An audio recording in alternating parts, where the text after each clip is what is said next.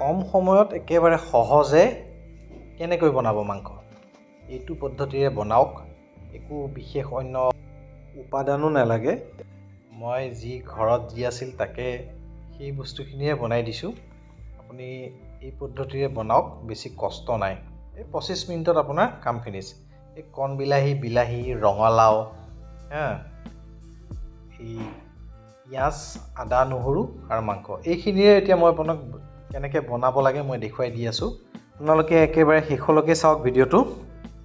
খাই কিন্তু একদম কি ক'ম আৰু, বহুতেই সোৱাদ আৰু ইজি। বনাবলৈ বেছি লাগি থাকিব নালাগে মাংসখিনি। মই খালী প্ৰেছাৰ কুকাৰত তেল দি দিছোঁ প্ৰথমতে।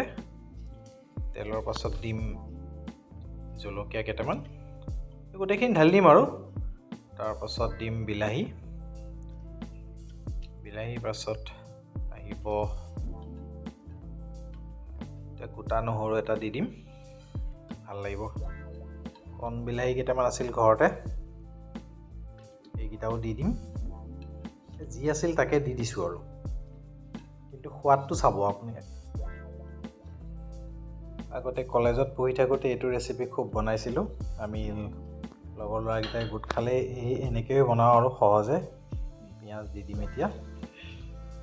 অলপো কষ্ট নাই, প্ৰেছাৰত দি বহি থাকক খালী। এতিয়া ৰঙালাওখিনি দি দিম, টুকুৰা টুকুৰি কৰি লৈছিলোঁ। মাংস মই ব্ৰইলাৰ চিকেন ল'লোঁ, আধা কিলোতকৈ অলপমান বেছি আছে। সৰু সৰু মিডিয়াম চাইজত কৰি লৈছোঁ। এতিয়া কাশ্মীৰী জলকীয়া গুড়ি দিছোঁ। এতিয়া আহিব হালধিৰ গুড়ি। ইয়াৰ ওপৰত দিম জিৰা গুড়ি আধা চামুচ। তাৰপাছত আহিব এই ধনিয়াৰ গুড়ি অলপমান বেছিকৈ দি দিছোঁ। এতিয়া দিম অলপমান গোটা জিৰা। তাৰপাছত এয়া অলপমান চিকেন মছলা দি দিছোঁ, নিমখ দিলোঁ। ধনিয়া পাত আছিলে এয়াও দি দিছোঁ। যি আছে মুঠতে চব দি দিছোঁ। এতিয়া আদা নহৰু দিলোঁ। ফ্ৰিজ খুলি চাইছোঁ, যি আছে চব দি দিছোঁ। অমিতাও বিচাৰিছিলোঁ, অমিতা নাই পিছে ঘৰত। এতিয়া মিক্স কৰি দিছোঁ। এনেকৈ অলপমান মিক্স কৰি পেলাই 15 মিনিটমান ৰাখি দিম।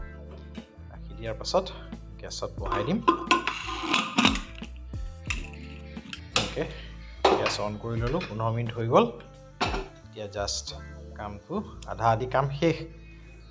জুইটো মাজতে ৰাখিম, বেছিও নহয় কমো নহয়। চিটি আহিব দিম 10টা। এতিয়া 10টা চিটি মৰাৰ পাছত ঠাণ্ডা হৈ গ'ল। ঠাণ্ডা হোৱাৰ পাছত চাব এতিয়া দেখিছেনে? মই কিন্তু ইয়াতে অলপো পানী দিয়া নাই, কিন্তু পানী দিয়াই নাই।